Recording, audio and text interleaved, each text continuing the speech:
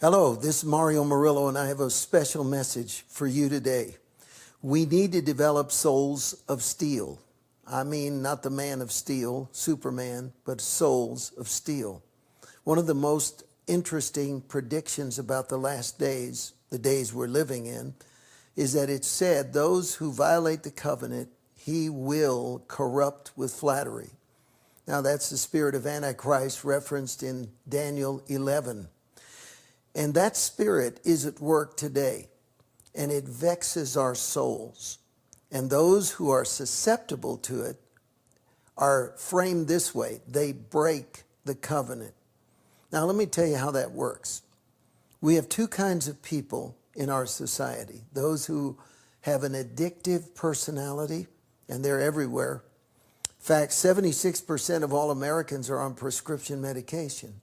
The opioid epidemic is clear to all of us. Americans are easily addicted. Then there are those that, because of the power of God, and I want to differentiate Christians who live by the power of God and those who espouse Christianity. Right now, we have a wide on-ramp into Christianity that really doesn't filter out people that are insincere or have never really actually met God. So we have weeds and we have wheat. We have tares and we have wheat. But here is the part that I want to focus on today. If you love God, you are susceptible to certain emotional agony. It says in 2 Peter chapter 2, verse 7, that God delivered righteous Lot, who was oppressed by the filthy conduct of the wicked. And it says, for that righteous man dwelling among them was tormented, and his righteous soul day by day just seeing their behavior. Every day we're watching things that are unspeakable, and they torment our soul. And there's a lot of teaching about how God can prosper us. There's teaching about how we are elite people with divine authority, but we need something inside that's like steel, that makes us stronger than the news we get on TV, the rash behavior of people that are close to us, and sudden betrayal, backstabbing, all kind of things that are going on. And then we see perversion. We see madness. When we hear about the Las Vegas massacre, for example, one of the vice presidents of CBS said, I have no sympathy for those people who were shot and killed because they're country music fans, and most of them are Republican. Now, you might think that I said that in order to incite some kind of a right-wing reaction. That's just an issue of common decency, and it's prevalent on both sides of the spectrum. And every day we live with perversion, rudeness, strange and unpredictable events. And we've got to have an anchor in our soul. And I believe one thing that we need to value is the intimacy with God that makes us stronger than the day and the times we live in and the feelings that come rushing into us. Now let's look at Psalm chapter 11, the 11th Psalm, verse 3. If the foundations are destroyed, what can the righteous do? Let's start with that. That's an excellent question. The psalmist is saying, if they tear up the foundations, what can the righteous do? We are watching the first real entrance into the American mainstream of persecution against Christians on levels we never have seen before. Of course, Jesus said pretty plainly, he said, everyone's going to hate you because of me, but he who endures to the end will be saved. Now, this endurance that he's mentioning is what today is about. What can the righteous do if the foundations are removed? First of all, we cannot be shaken by conspiracy theories. They're everywhere. We're hearing them all the time. We're hearing about planets that are going to appear suddenly and destroy the earth, people setting dates. And not just that, but all sorts of incredible stuff that's coming down the pike that will shake us if we don't have a compass and an anchor in this time. So here's the first instruction I want to give you. In the 8th chapter of Isaiah, it says, do not call a conspiracy concerning all that these people call a conspiracy, nor be afraid of their threats, nor be troubled. The Lord of hosts, him you shall hallow or respect. Let him be your fear, and he will be your dread. Then he will be as a sanctuary. When I talk about the fear of God, I immediately get a negative reaction in this kind of time of shallow Christianity that's everywhere. So many churches look like entertainment centers right now that just want to give a glad hand, smiley face message. Here's the truth. We need to have God become the ultimate force in our existence. I've got to be concerned about what God thinks more than what anyone else thinks. I've got to see everything through the lens of my walk with God. I have made him the ultimate factor. The onus is on me to know God, to know him well, to know him deeply, to know him daily, and to make sure that in everything, the thing that really moves me is this. I can run out of money, but I can never run out of God. I can never in my life be allowed to jeopardize the security that I have in Almighty God. He's got to be more real to me than symptoms in my body, my bank account, the headlines, the threats to the environment, quote unquote, and everything else that we're hearing right now. It says that if we decide to pull God to the top of the list of what's on our mind, that he becomes the deepest force in our thinking, then he becomes a sanctuary. There is a force field that immediately gets built around our soul because God is the ultimate force of our peace of mind. Now, Jesus said in John 14, verse 27, peace I leave with you. My peace I give you. Not as the world gives, I give to you. Let not your heart be troubled, neither let it be afraid. The next thing that you need to understand in having a soul of steel is that it is a choice. You choose to have such a soul. For example, Jesus said, let not your heart be troubled. Sometimes we read that because it's comforting to hear that he has given us peace that the world hasn't given us, that we are comforted by the promise, let not your heart be troubled. And we forget that's a command. That's a moral edict. That's a manifesto. That's a statement for which there is no negotiation. Just the same way God said, don't commit adultery, don't murder, don't lie, don't cheat. He says, don't let your heart be troubled.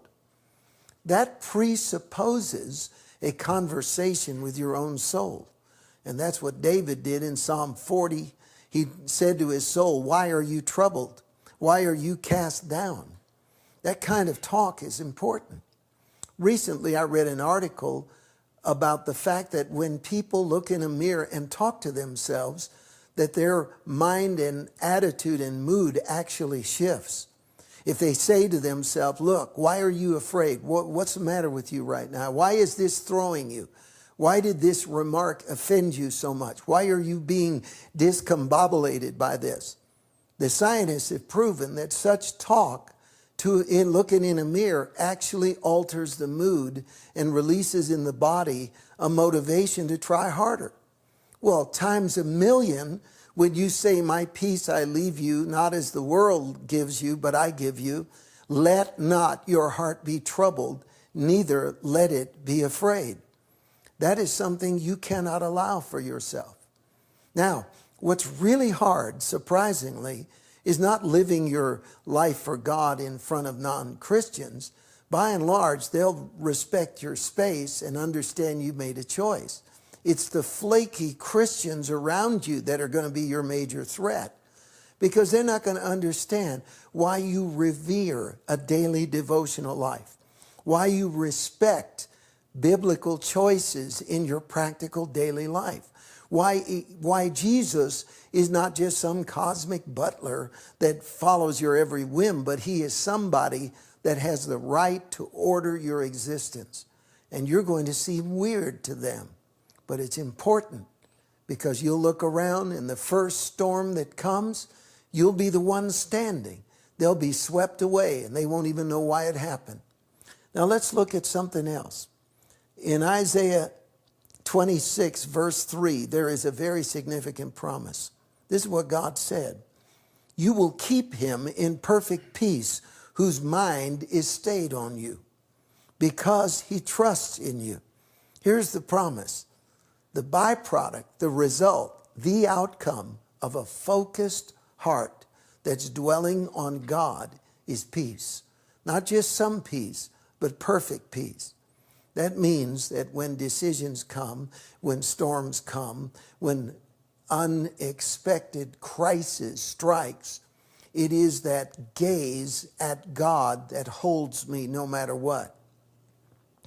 In Psalm 91, it begins with the word because. This is an important word because it's saying, I'm about to describe something that happened to you, and I'm going to give you the reason it is happening to you.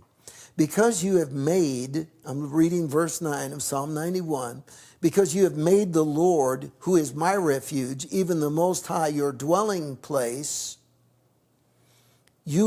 no evil shall befall you, nor any plague come near your dwelling. For he shall give his angels charge over you to keep you in all your ways. In their hand they will bear you up, lest you dash your foot against a stone. Now here we have, once again, the undeniable, consistent thread, dwelling, gazing, abiding, making him first, drawing direct life from God himself, so that life, it loses its power to throw you, complicate you. Have you noticed in your Christian friends, especially, say, young people, there is an erratic up and down to their life. Some days they're for God, the next day they're cursing and saying that God isn't real. And you wonder, where does all this instability stem from? And if you look deeply, it'll not be hard to find the fact that they have a conditional love for God, that they have chosen Christ in the same way they would choose some kind of a drug. If you work, if my life is going good, if storms don't come and the sun shines and everything's right, I'm loyal to you and I serve you and I follow you. But if it goes wrong, then I'm going to question your affection for me, because in their immature status, they think love is only expressed in helping you escape from anything meaningful or any kind of attack. Well, you don't believe that. You're not silly enough to believe that. But you can trace their instability to that kind of conditional loyalty to Christ. Now let's move on to another verse that I think is important. When I would preach on the streets of Berkeley, I would often see disgusting, filthy, vile things said and done. I had to watch them all the time. And wherever I walked, I had to guard my eyes, because the generation that I was ministering to had given themselves over to things that I really don't want to describe.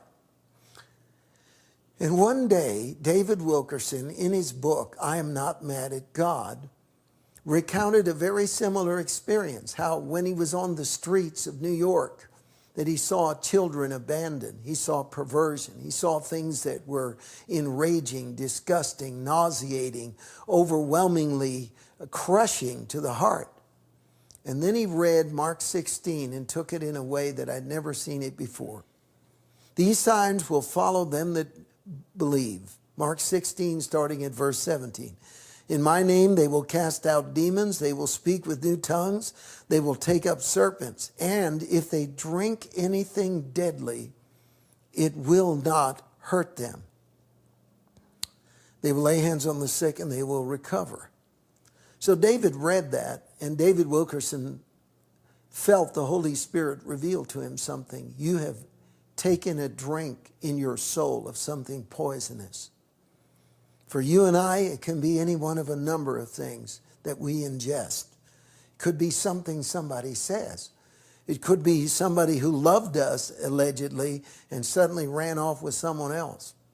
Life has so many hidden landmines, it's amazing.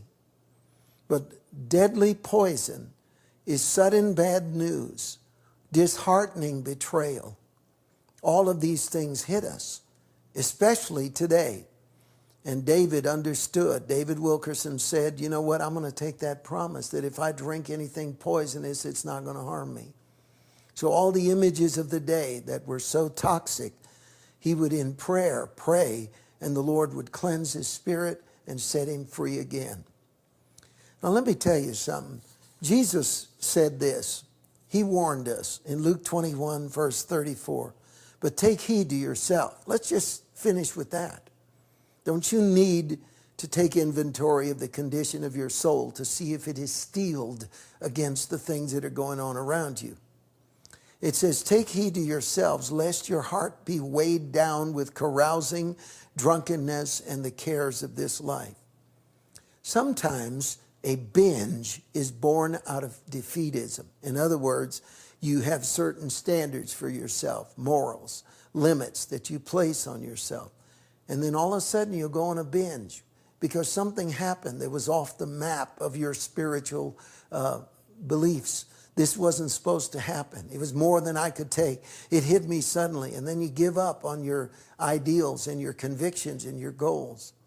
And that's why Jesus said, before these things happen, look at yourself and make sure that your hearts are not crushed under the load of everything that's going on and the cares of this life.